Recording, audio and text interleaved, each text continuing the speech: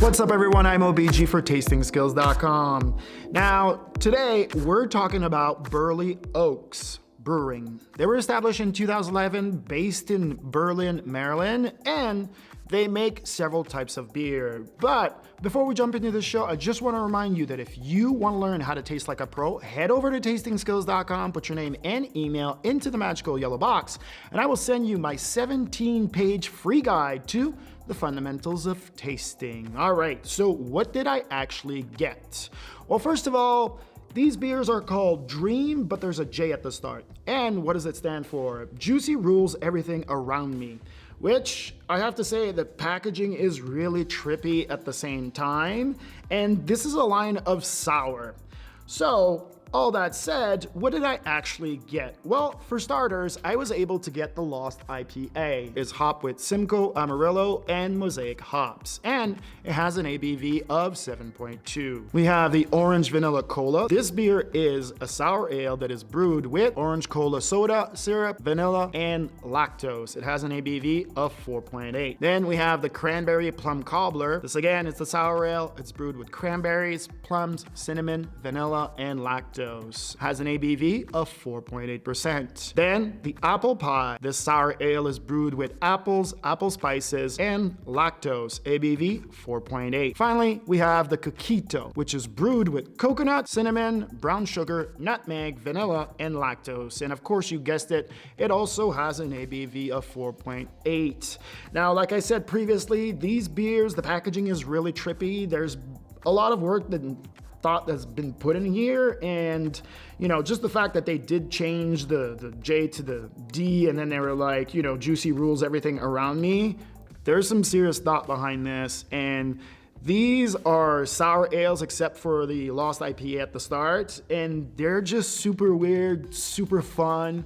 They're just pushing the limits of what can be done. So we're gonna start though with the Lost IPA. This has a light yellow color with some haziness. It has the classic IPA nose on it with some dry hopping. The hopping does push into the mouthfeel, and you get the classic hazy banana, layers upon layers of fruit with this big hop length at the end. That's really, really lengthy and well balanced. I have to say, I'm really impressed with this beer. I'm not a huge big IPA guy, unlike my wife, which is totally only IPA, which is I think is suicide, but whatever.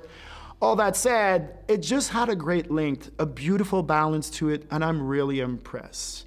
Okay, but what about the insane sour ales? We're gonna start with the, of course, Orange Vanilla Cola. The color on this is a dark cyan, and I'm guessing it's due to the mix of the cola flavoring mixed with the orange flavoring combined together. The cola just jumps out of the glass, and the nose explodes with it, that vanilla at the same time. On the mouthfeel, you get the orange that just comes at you right away, and the acidity is high, and this just drives all these layers of the cola, the vanilla, and so on, and it's just intermingled together.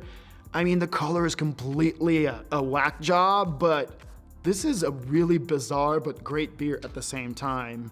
All right, let's move on to the Cranberry Plum Cobbler. The color is a hazy pale pink. The cranberry is intermixing with the plums on the nose. You get the high tardiness of the cranberries, but not without the cobbler in this beer. And the plums show up right away into the mouthfeel. And once again, the acidity is just super high, and it drives this long lengthy of the cranberries and the tardiness, and you get the plums, a little bit of sweetness, but just all together. Once again, beautiful balance in these beers.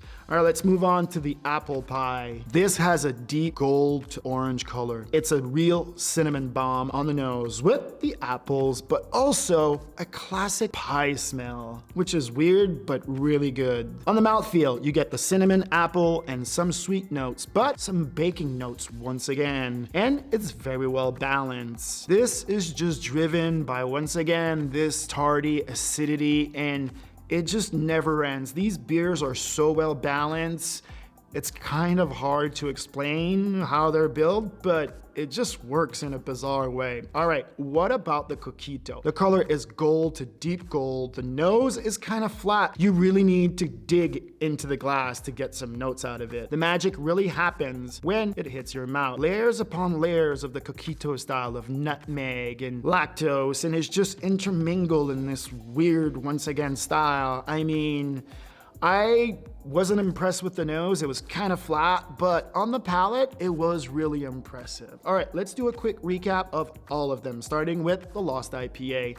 Like I said previously, this just had so much balance to it, really impressed. That is a buy. The Orange Vanilla Cola also is a buy. The Cranberry Plum Cobbler, absolute buy. The Apple Pie, yes, of course, you know it. And finally, the Coquito. The Coquito for me was bizarre in a way. I'm a Coquito fan, but the nose just wasn't there. So for me, it's a pass, but I recommend that you guys seek out these beers. They are just mind-boggling. These guys are really pushing the limits of what can be done in the sour section.